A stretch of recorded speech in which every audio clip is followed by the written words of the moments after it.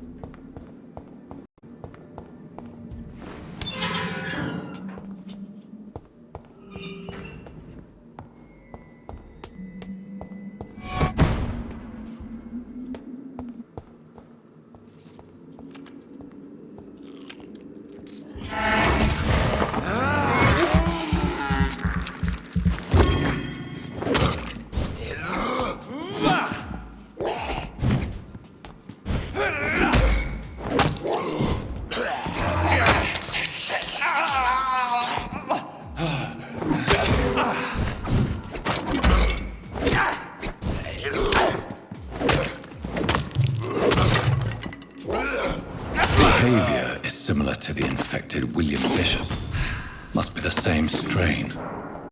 This sickness moves faster than influenza.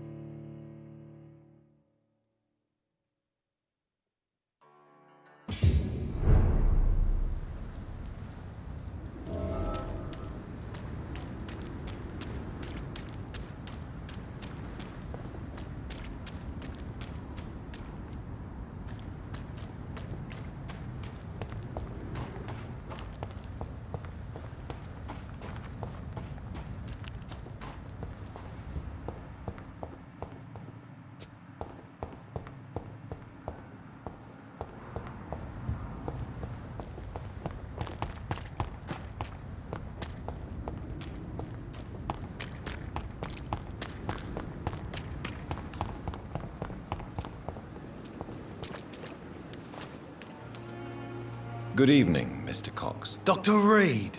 Still working at night, I see. I like that. And why is that? People who don't sleep at night always seem more alive to me. More interesting, one way or another. Do you ever think about that poor fellow I saw you push in the water? The wound he gave me will make sure I don't forget him. Still fucking hurts. Boss had cut me good.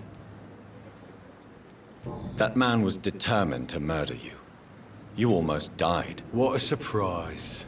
The first time I met him, he nearly shit himself. Fucking coward. I guess revenge gives you balls. What did he want? Revenge? I recently had to kill his brother. Poor arsehole thought it would be easy to return the favour.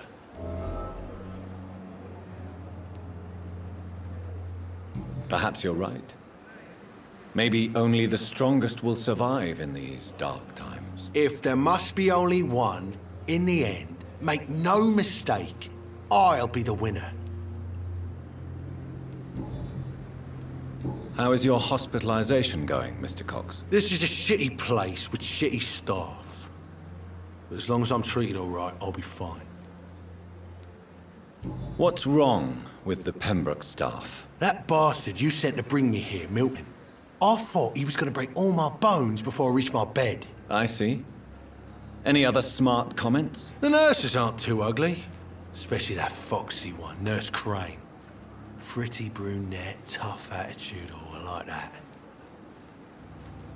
What's wrong with the hospital? Come on, Dr. Reed. The place is a dump. Smelly, sad, and dirty. But you're alive thanks to the efforts and dedication of the staff here, aren't you? What are you expecting, a medal? I thought that saving lives was just part of the job. Must be an unsatisfactory profession at this time, I'm sure.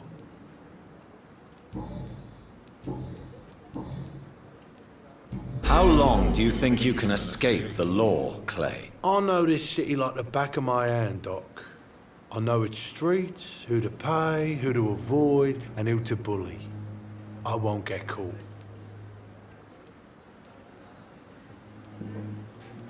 We can't escape the consequences of our actions. The past catches up with us in the end. I ain't afraid of death. I don't hide who I am.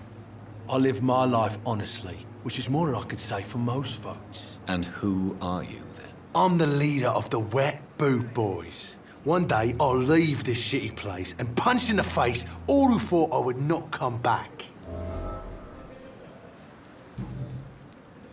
I'll leave you for now, Mr. Cox.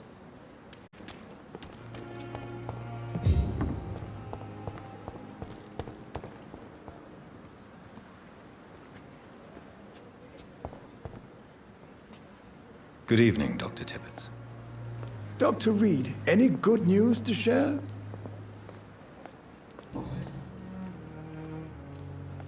Corcoran, I want you to tell me about Mr. Connor.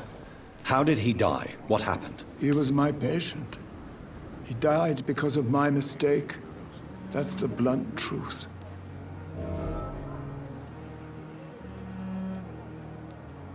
What was the nature of the mistake? It was a twofold error. My diagnosis was wrong, and the administered dosage was too strong. Who was this patient? I don't know. Some sick man from the docks, maybe a fisherman. I had no time to talk with him. No one claimed a body. Why not stop practicing? Are you mad? I killed that man, I admit it, and it won't happen again. I have saved so many lives since then.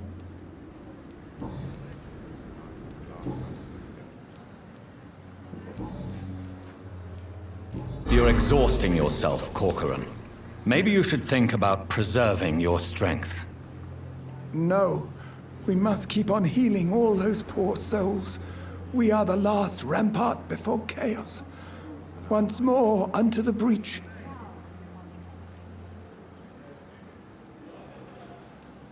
Nurse Brannigan is worried about you, Doctor.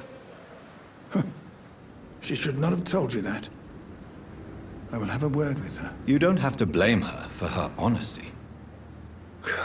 I'm not that kind of man, my dear Jonathan. Actually, Nurse Brannigan's opinion is the only one I may listen to.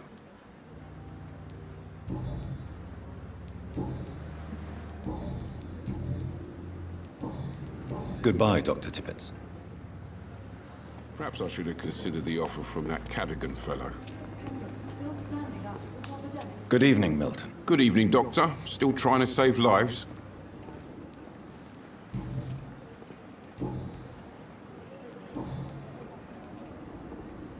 Why do you have such a mediocre reputation among your colleagues, Milton? Fuck them. Nobody knows the horrors I've seen since working here. This city was sick long before the epidemic, Dr. Reed. I know it's a difficult task, but correct me if I'm wrong. Is this not the job you are paid to do? I've seen babies left to die while their brothers were properly fed. Underage girls and boys sold to all manner of perverts. I'm sorry, I don't know what to say. Yeah, exactly. We lack words. So excuse me if I don't look on the bright side of life.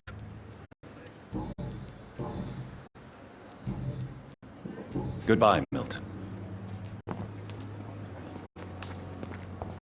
It's safer here than anywhere else. If only I were young again. Just a dozen years. Good evening, or so. Nurse Brannigan. Good evening, Doctor.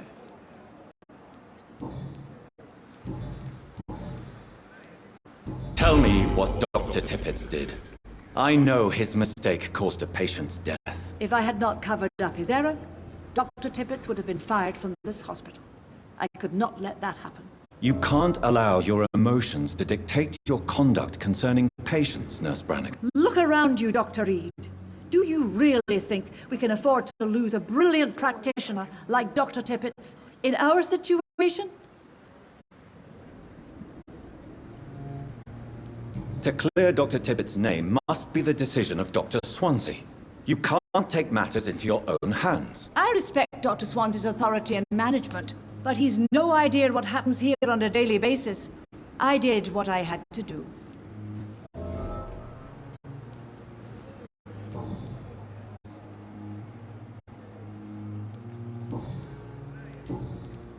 I've decided that I won't reveal Dr. Tippett's, shall we say, misdemeanor. I'm so glad you share my point of view.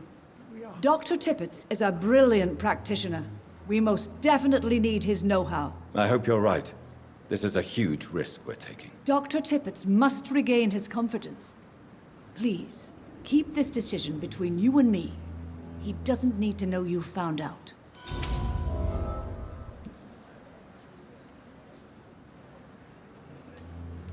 Goodbye, nurse. Call me if you need assistance.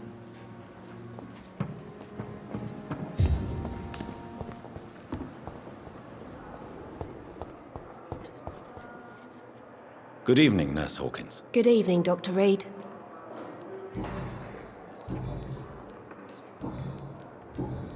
Goodbye, Nurse Hawkins.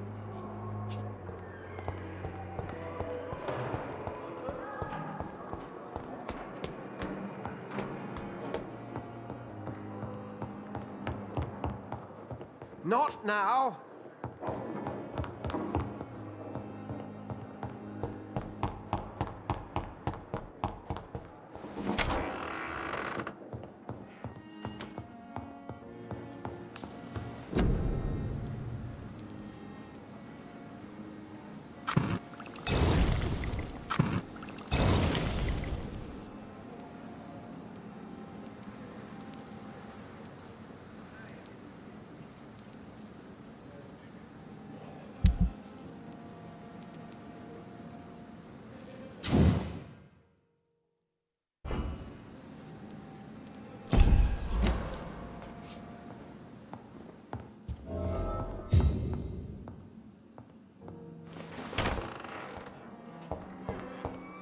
It's locked, all right.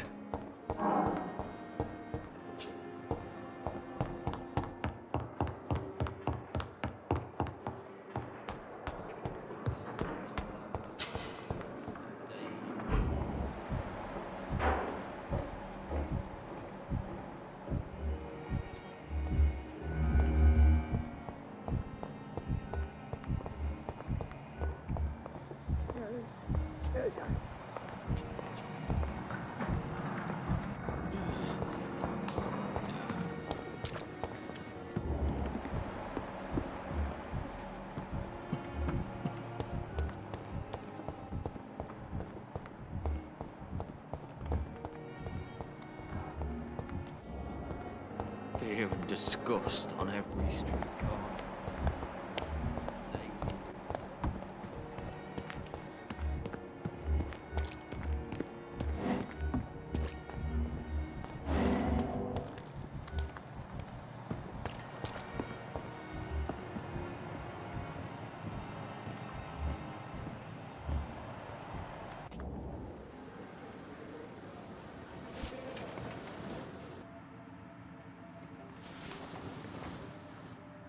How can I be sure I'll not find your unconscious body in the house again? I promise you, you'll not find my unconscious body. For God's sake, how can you say such a thing? How can you refuse to listen? I tried to warn you for so long. No, I won't let my only son die. You promised me you'll stay alive. Your son lied to you, like the whole world lies to us.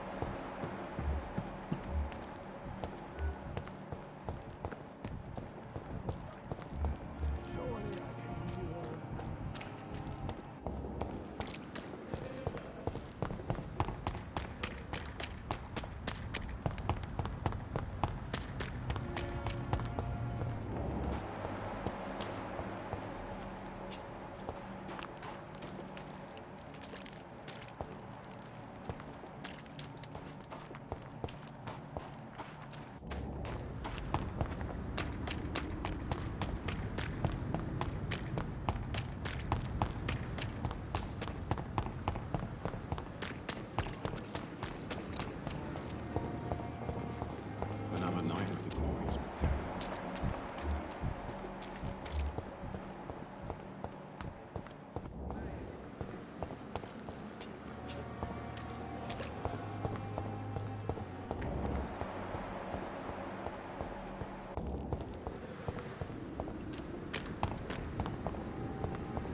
Thelma Howcroft said she was being watched by vampire hunters.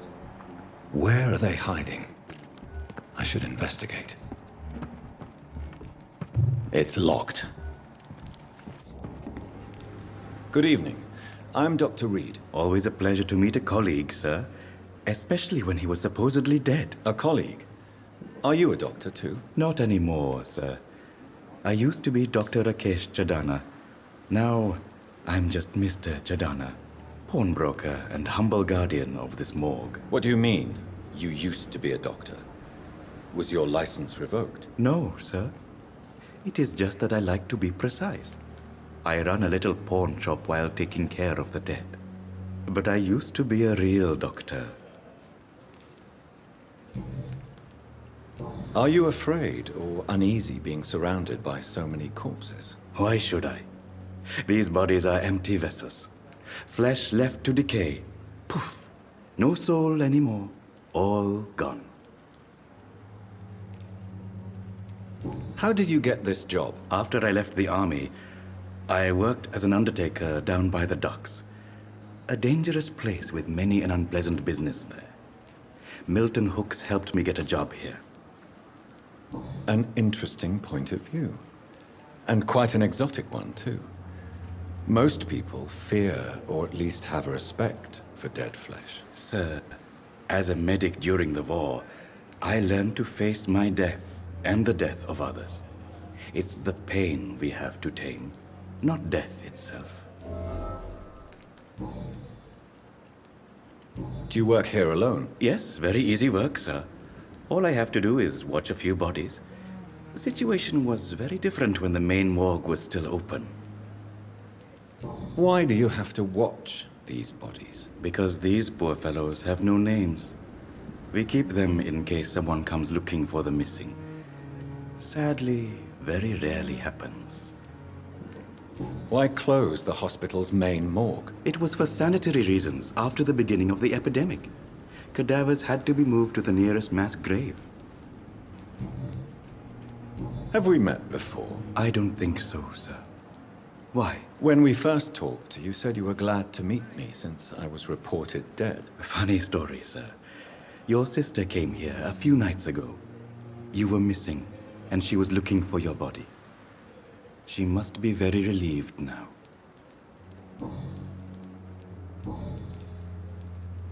A pawnbroker? I expect you get all types of people here. Yes, sir. All kind of people. For I sell all kind of goods. Who comes here to trade with you? It's very unhygienic, even unsafe. Diseases can spread. For the customers, for the hospital. I'm very cautious, sir. I've been a doctor, remember? And all my clients are good people. In fact, I think I only know good people. What kind of goods? With the quarantine, it's not always easy to buy things. So I trade, I exchange. Some people sell, some others buy. I like to help. Since you're not afraid of dying, do you believe in life after death, Rakesh? No. I believe we must do all the good we can while alive. For our time is short, and the obstacles are endless. Do you think you would enjoy immortality as a concept? I don't think so. Don't mistake me. I love life, and I'd like to live a long life. But everything has to decay, sir. Even goodwill. Do you really believe goodwill cannot last? As I said, sir, everything decays. If I was to never die, goodness, I would be bored or worse. And I like to be helpful, sir. Quite depressing, wouldn't you say? Yes, but the good news is we'll all die before losing our humanity, sir. So you're ready to die? No, I am not. I don't fear death, for I won't see it. What troubles me is the pain my death will inflict to those I know. You're a wise man, Mr. Chadana. No, Dr. Reed. I am a foolish man.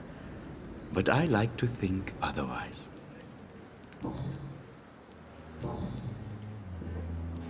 Please show me what you have to sell. Of course. It's just trinkets and curios, really. But I'm sure they can be useful.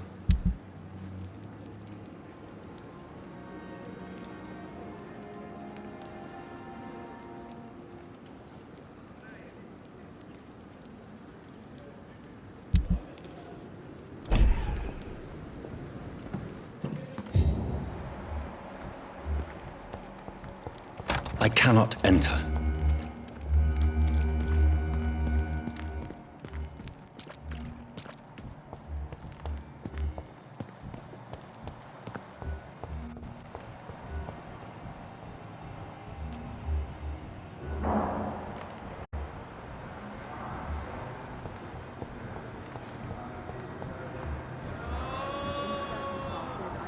I will not let you down, my boy. Finally, you've returned, Doctor. Did you find anything of value? Yes, nurse. You've worked your first miracle, Doctor. Now, this patient here needs immediate treatment. Duty calls. When the storm has passed, I'll show you how to mix the remedy yourself with the same basic ingredients. Many thanks, Doctor. When you've finished, you ought to report to Dr. Swansea in his office. He's been looking for you. Seemed pressing.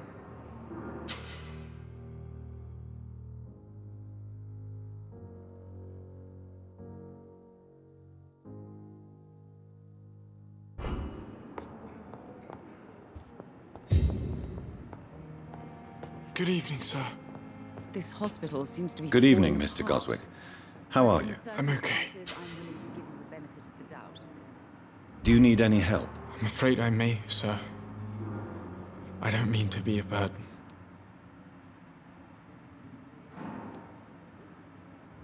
You are not a burden, sir. Healing you is my responsibility. And you have my gratitude for that.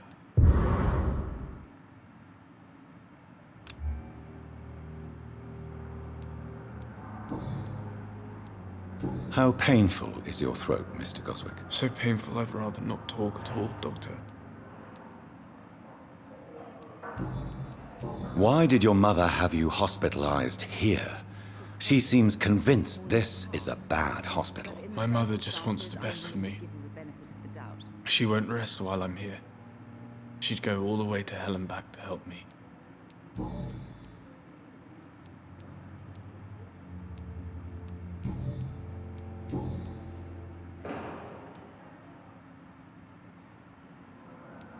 Admit it, Mortimer.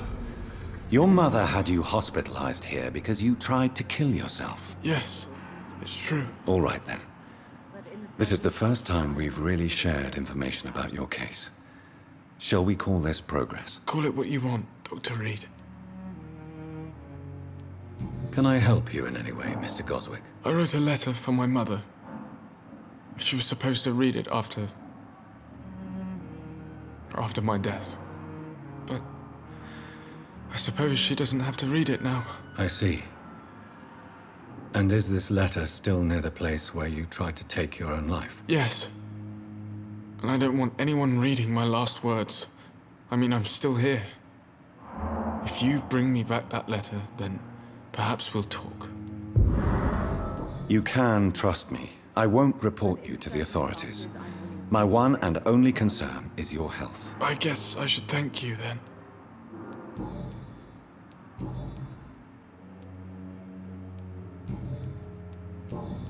I have to go now, sir. But don't hesitate to contact me if you need any help. Good evening, sir. Doctor.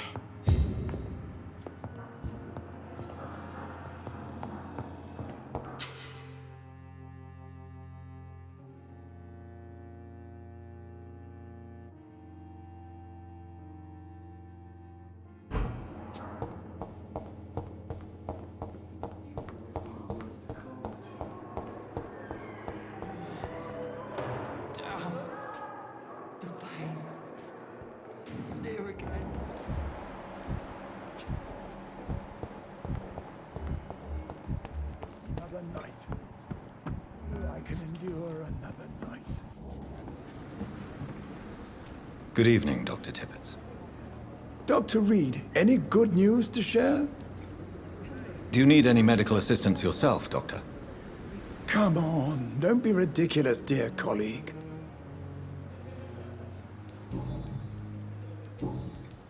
Goodbye, Dr. Tippett.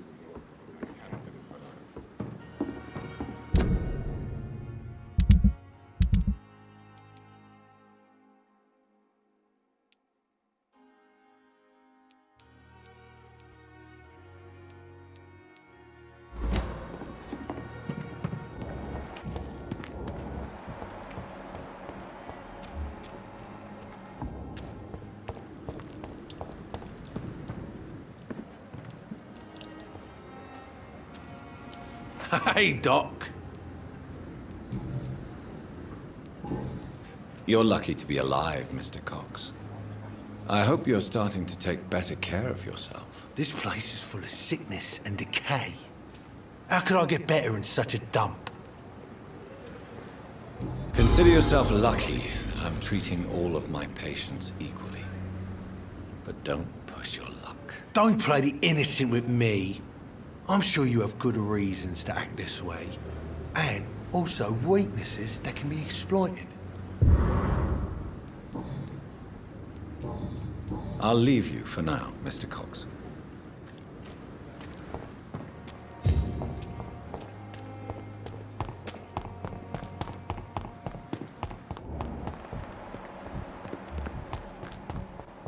But the suffering continues.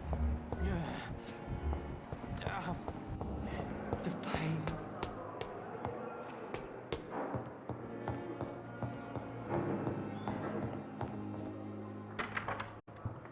Please, Jonathan, come in. Fascinating, is it not? In the last decade, so many mysteries have been brought to light with our microscopes. The human body, biology's penultimate frontier. The more we explore its boundaries, the less we're able to trace a clear line between life and death. You, my friend, have a foot in both countries. The view must be vertiginous. It's at least as vertiginous as chatting about vampires with you, I would say. This must be all so new to you. This area of town, the hospital, a brand new life. How stimulating it must be.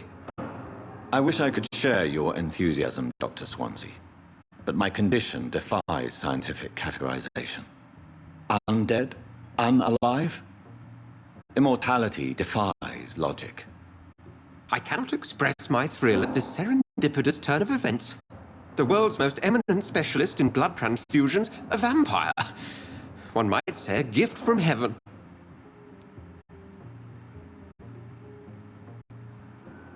There is an absurd poetry to my situation. Physician, heal thyself. Forgive me. I've been an admirer of your work for a long time, and now you are so much more than a brilliant physician. And please, call me Edgar.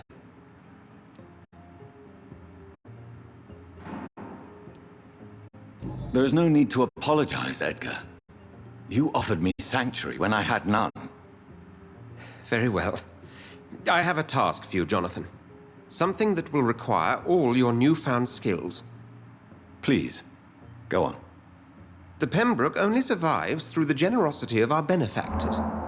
Unfortunately, our main donor has found herself in a bit of a bind. Now, if you could help her out... A spokesman or politician is what you need. That's not my calling. And until I come to understand what has happened to me, I require discretion. Discretion is in order, Jonathan.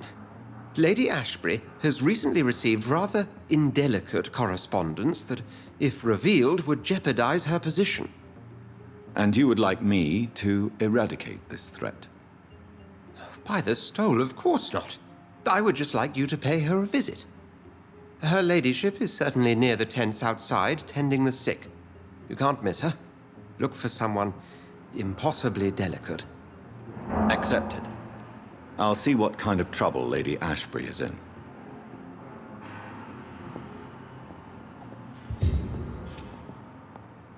Do you need something, Jonathan? I have just a few questions. Then ask away. I'm at your service, Doctor. You mentioned something about a secret society. A brotherhood, if I recall. Could you elaborate? Certainly. I've been a member of the Brotherhood of St. Paul's Stole for several years. We are pledged to monitor and report vampire activity in England as impartial scientific observers.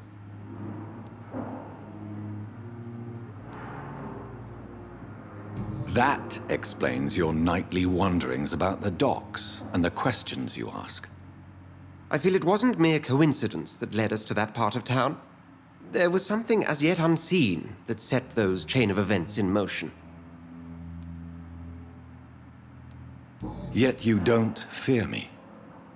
And still, you know the monster that lurks beneath the civilized surface. The Brotherhood has studied your kind for centuries. We believe you are as supernatural as a lion is to a gazelle.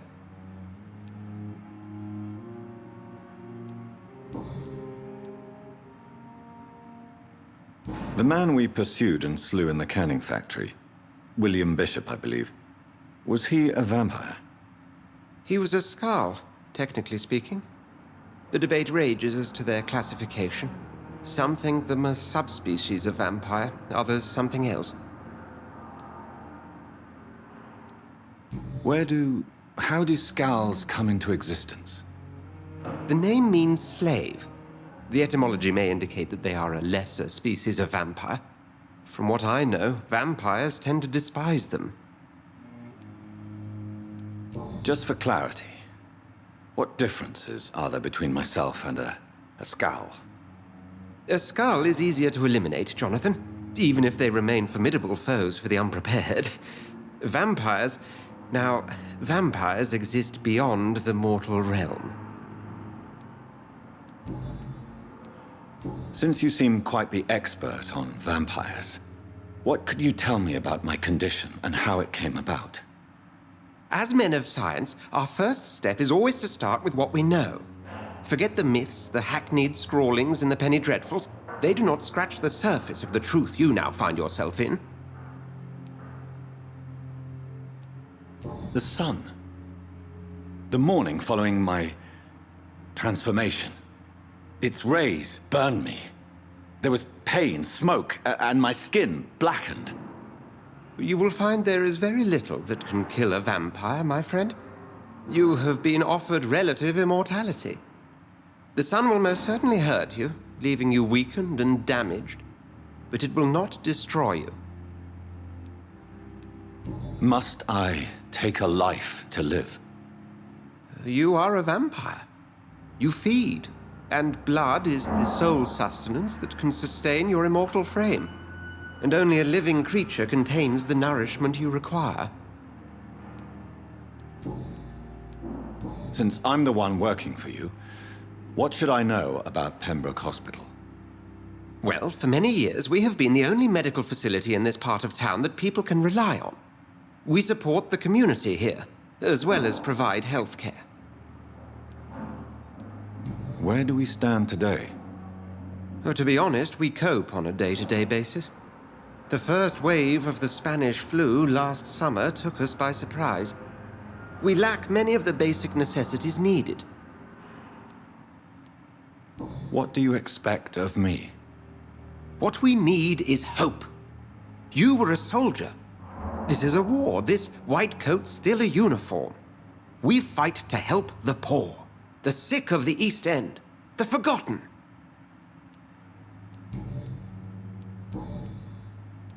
We'll see each other again soon, Edgar.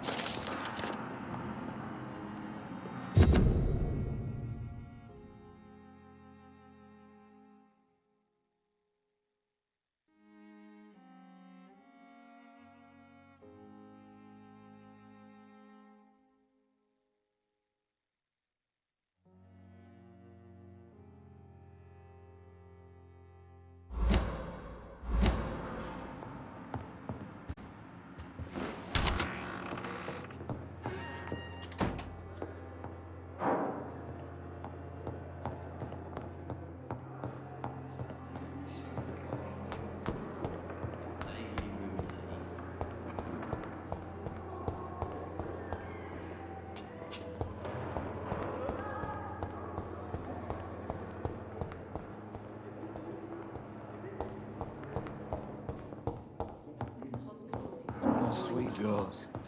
But in the like a circumstances, book. I'm willing to give you the benefit of the doubt. Never could keep anything from her.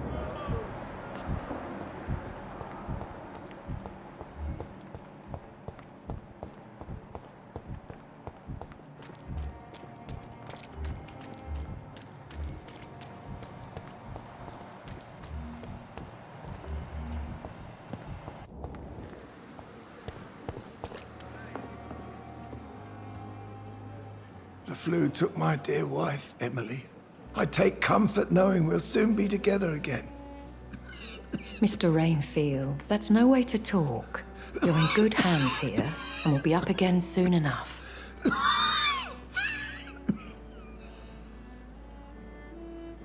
Now do me a kindness and get some sleep. I'll be back round later. Your words are kind, the blessings of an angel. You're the sweet, sweet Lady of Mercy.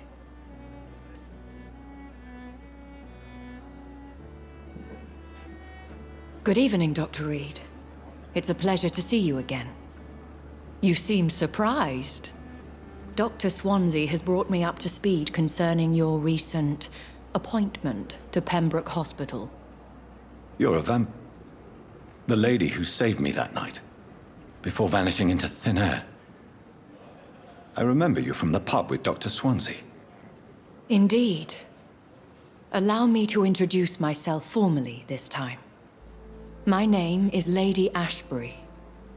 I remember you well, in spite of the brevity of our encounter.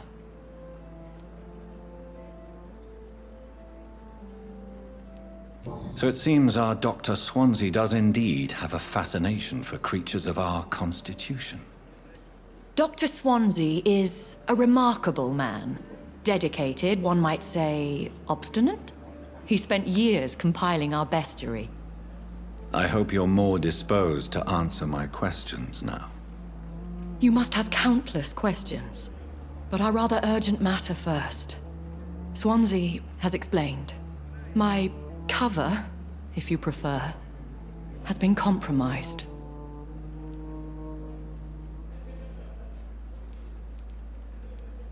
Have any of the patients given you trouble?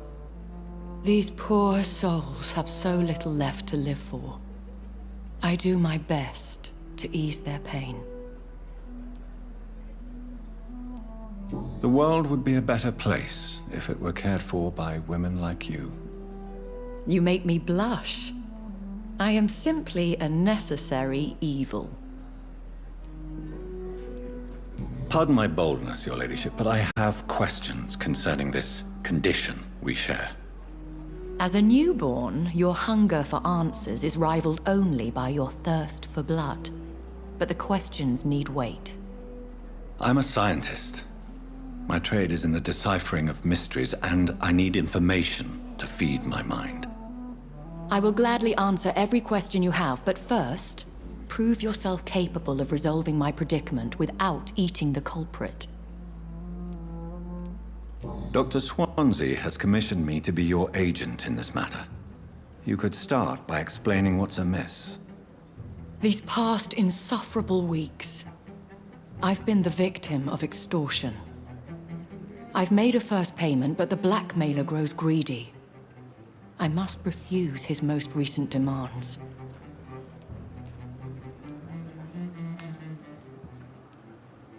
If we're dealing with an ordinary criminal, surely you've the means to deal with it yourself, if I may.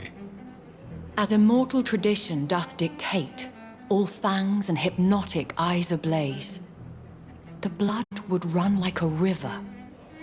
That's what I hope to avoid. Violence has a tendency to spiral out of control. Who would be so foolish as to threaten you? A kindred spirit. Even if it were the case, and I highly doubt it, a vampire would have asked for something more valuable than money. My suspicions lean toward a patient or their family. What are your expectations? Please be precise. As the newly appointed surgeon of this hospital, you are in an excellent position to ask innocent questions and deftly learn the identity of my blackmailer. Please continue. Every detail is essential. I'm your man. My embarrassment in this matter is eclipsed only by my shame at having put the hospital at risk. The threat from our anonymous scoundrel is clear. A list of dates. My visits coinciding with the dates of suspicious patient deaths due to massive blood loss. Is it true? Now aren't you the blunt one?